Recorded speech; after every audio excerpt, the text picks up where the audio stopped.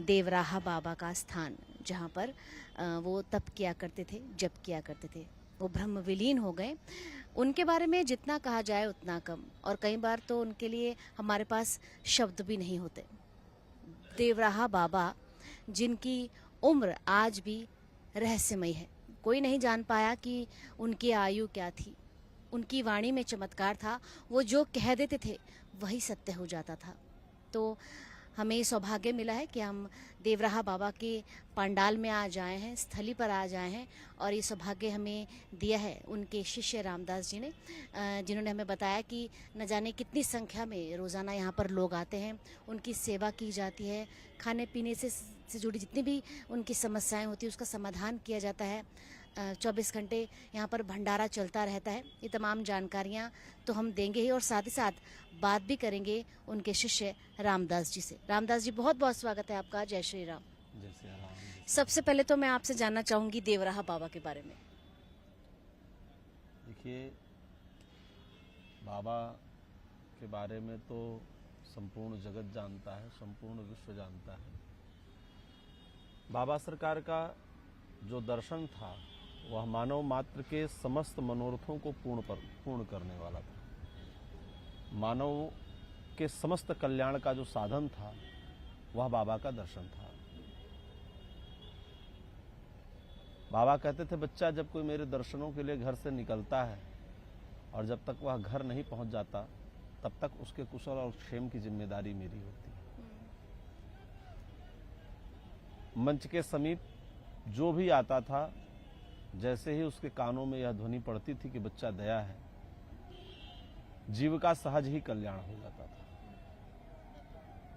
और आज भी वर्तमान में भी यह मंच जो यहाँ, चूंकि मंच जो है वो सरकार का स्वरूप है, बाबा कहते थे बच्चा ये मंच मेरा स्वरूप है। तो यह जो सरकार का मंच आप देख रहे हैं, बाबा का यह जो मंच है, आज भी इस मंच के समीप जो भी आता है, जिसकी श्रद्धा है, अनुराग है बाबा में, ऐसा कोई व्यक्ति मुझे नहीं मिला जिसके मनोरथ पूर्ण न हुए हो। निरंतर आप देखिएगा, सुबह शाम बहुत से भक्त ऐसे आते हैं जो मंच की परिक्रमा करते हैं, बाबा को दंडवत करते हैं। तो जिनका दर्शन ही, जिनकी जो सूक्ष्म शक्ति है आज भी उनके दिव्य स्वरूप इस मंच में विद्यमान है, ऐसे महापुरुष के संबंध में कुछ भी कहना एक अतिशयोक्ति होगी। जी बिल्कुल। और हम जिस प्रकार उठते हैं, बैठते हैं, चलते हैं, भोजन करते हैं, श्वास लेते हैं, सहज क्रियाएं हैं, तो उनके शरीर से जो क्रियाएं निःसृत थी, जो सहज थी उनके लिए, वो हम लोगों के लिए चमत्कार थी। उनकी सहजता भी हम लोगों के लिए किसी चमत्कार से कम नहीं थी। और उनकी सहजता को देख करके जब लोग कहा करते थे कि सरकार यह कौन सी सिद्धि है, तो बाबा कहा करते थे, बच्चा सिद्धियां बहुत पीछे छूट गई और मैं सिद्धियों से बहुत दूर हूं। बच्चा, मैं ब्रह्मलीन की अवस्था में हूं। और ब्रह्मलीन का तात्पर्य होता है कि सतत परमात्मा का ही चिंतन करना, और एक ही चिंतन परमात्मा का होने से वह अवस्था ब्रह्मलीन कही जाती है। तो बाबा ब्रह्मलीन अवस्था को प्राप्त थे, और जो महापुरुष ब्रह्मलीन अवस्था को प्राप्त हों तो उनकी इच्छा मात्र से यह प्रकृति चलती है। और जिसकी इच्छा मात्र से यह प्रकृति चलती है, तो उस महापुरुष के संदर्भ में जितना ही कह दें आप उतना कम, वह सब कम है। गुरुदेव, हमने देखा कि देवराहा बाबा हमेशा मचान पर बैठे रहते थे, और जो भक्त हैं उनसे थोड़ा सा दूरी बनाकर रहते थे। इसका क्या कारण है? थोड़ा सा आप इस पर भी जरूर प्रकाश डालें। देखिए, योगी का जो शरीर होता है वह शरीर मानव शरीर नहीं होता। दिखता भले मानव का स्वरूप है, लेकिन होता नहीं है। क्योंकि जिस समय सरकार का शरीर छूटा, मैंने अपने गुरुदेव से सुना है, मेरे पूज्य गुरुदेव ब्रह्मर्षि योगीराज श्री देवदास जी महाराज, जो कि वृंदावन में समाधि पर रहते हैं, मैं बाबा का नाते शिष्य हूँ, तो मैंने उनके मुंह से सुना है कि सरकार का शरीर विमान में बांध करके, लकड़ी का विमान बनाया गया, उसको बांध करके जो है यमुना जी में जब डाला गया, तो उसके पश्चात बहुत से गोताखोर कूदे थे। विमान तो वही था, शरीर नहीं था जी। तो महापुरुष क्या करते हैं कि उनकी जो पंचभूत हैं, अग्नि, वायु, आकाश, जल और पृथ्वी, यह जो पंच तत्व है, इन पंच तत्वों पर योगी का संपूर्ण अधिकार होता है। तो हमने सुना ना, पहले लोग महात्मा अदृश्य हो जाते थे, दूसरी जगह प्रकट हो जाते बिल्कुल, थे। बिल्कुल। तो अदृश्य होने का जो कारण, अदृश्य कैसे होते थे कि पंचभूतों को पंचभूतों में संकल्प मात्र से वो विलीन कर देते थे। योगी का संकल्प हुआ, योगी ने संकल्प लिया पंचभूत पंचभूतों में चले जाए, तो पंचभूत तो पूरे सृष्टि में है। तो पंचभूत अग्नि अग्नि में गया, पृथ्वी पृथ्वी में गया, आकाश आकाश में गया, जल जल में गया। तो जब छित जल पावक गगन समीरा, ये जब सब कुछ सबने अपना अपना अंश इस शरीर से ले लिया, तो शेष आत्मा बची। आत्मा तो दिखती नहीं है। बिल्कुल। तो आत्मा प्रकाश गति, मतलब मन से भी कई अरब गुना तीव्र गति से जो है वह किसी भी क्षण जा सकता है, कहीं उसकी अबाध गति होती है। तो योगी संकल्प मात्र से कहीं भी प्रकट होता था, और उसकी आत्मा जो है वो संकल्प करती थी, और पंचभूत वहां भी उपस्थित होते थे, वो शरीर के स्वरूप में परिणित हो जाता। तो बाबा जो थे, उनका जो शरीर था वो दिव्य देह था। तो दिव्य देह को कोई स्पर्श न कर ले, इसलिए बाबा मनुष्य से दूर रहा करते थे। दूसरा, हम जब भजन करते हैं तो हमारे शरीर में एक ऊर्जा उत्पन्न होती है, जो ऊर्जा जो है वो पृथ्वी खींचती रहती है जी। इसीलिए महात्माओं के यहाँ एक नियम है कि महात्मा पहले जो है खड़ाऊ पहनते थे लकड़ी की। जी, जी। क्योंकि लकड़ी में जो है मतलब अर्थ नहीं आता, सूखी लकड़ी में अर्थ नहीं आता।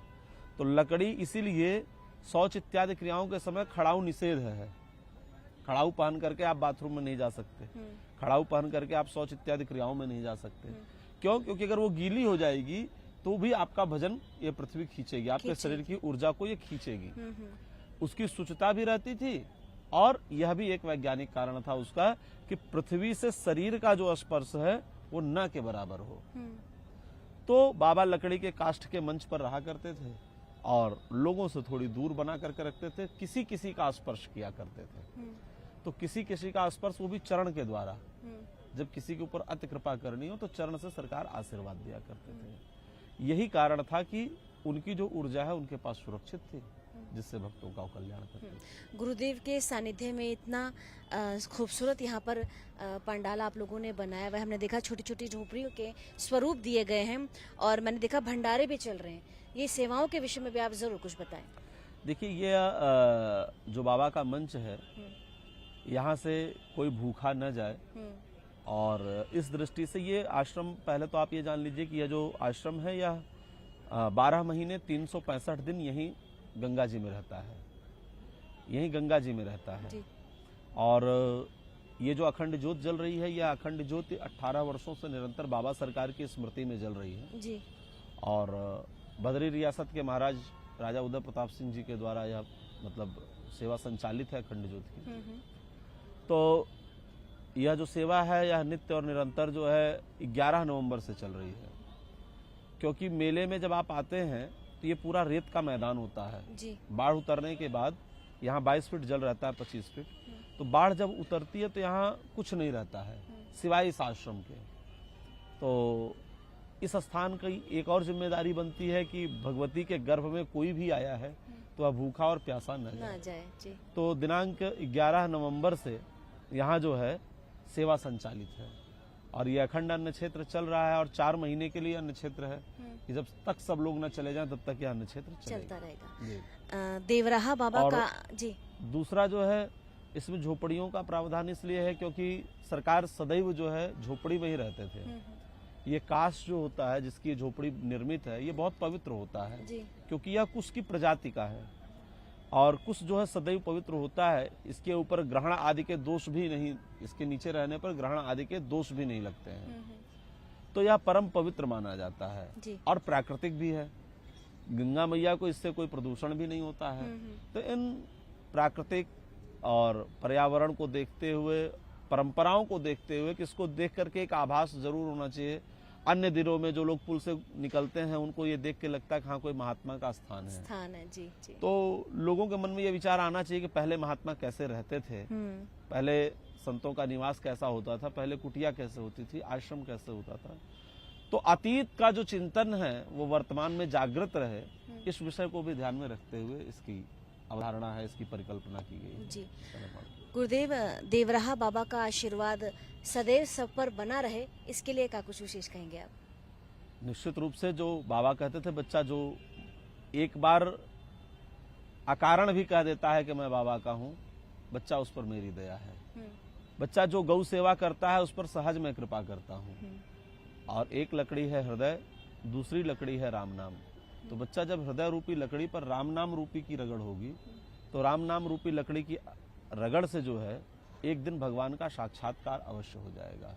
बाबा जैसा महायोगी जीवन पर्यंत सिर्फ एक ही उपदेश किया कि बच्चा राम नाम ले। और अगर कोई पूछा सरकार करें क्या, बाबा कहते थे बच्चा गऊ की सेवा करें, क्योंकि गऊ में जो है अष्ट ऐश्वर्य मई लक्ष्मी गोमय वस्ति सदा। श्री जी जो है वो अपने 8 ऐश्वर्य के साथ माँ मतलब गौ माता के गोबर और गौमूत्र में निवास करती है। तो भारत की समृद्धि का जो मूल मार्ग है वह गौ माता की सेवा से जाता है। तो करने के लिए बाबा यही कहा करते थे कि बच्चा गौ की सेवा कर, और लेने के लिए बाबा कहा करते थे बच्चा राम नाम का जाप कर। राम नाम का जी। तो बाबा सरकार की इन आज्ञाओं को जो मानेगा निश्चित ही उसका कल्याण होगा, उस पर बाबा की दया होगी, इसमें कहीं कोई संदेह नहीं। चलिए, संदेश स्वरूप का कुछ विशेष कहेंगे गुरुदेव? निश्चित कहेंगे कि आप सब महाकुंभ में पधारें, भगवती का स्नान लाभ लें, और यह महाकुंभ आपकी परंपराओं का और आपकी संस्कृति का संवाहक है।